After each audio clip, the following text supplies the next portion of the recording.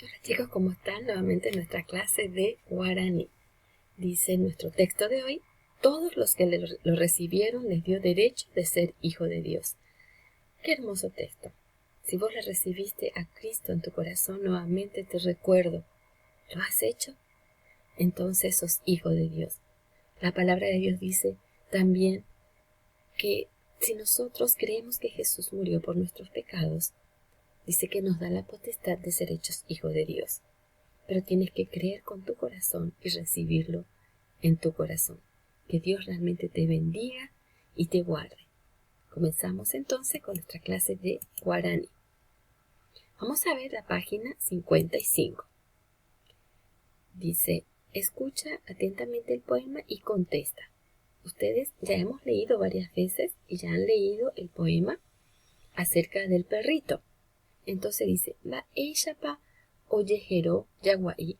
¿Cómo es el nombre del perrito? Y como ya hemos visto en las clases anteriores, la respuesta es Pilita. ¿Se acuerdan? Su nombre es Pilita.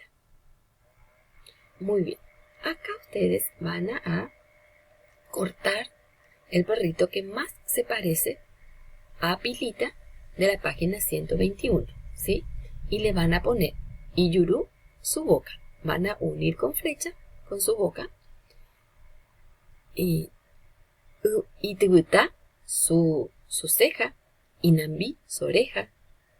Iyiba, su pierna o su brazo, la parte delantera.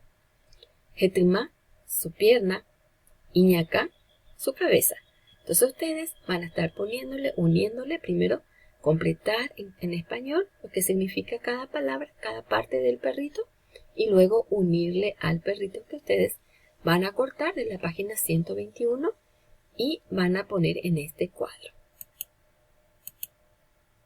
Muy bien, después dice: coloreo para señalar la imagen sensorial que corresponde. Javi Yupami, velludo. ¿Se acuerdan? Que vimos que Javi Yupá, que tenía la oreja velluda. Entonces, ¿cómo podemos, con cuál de los sentidos vamos a pintar?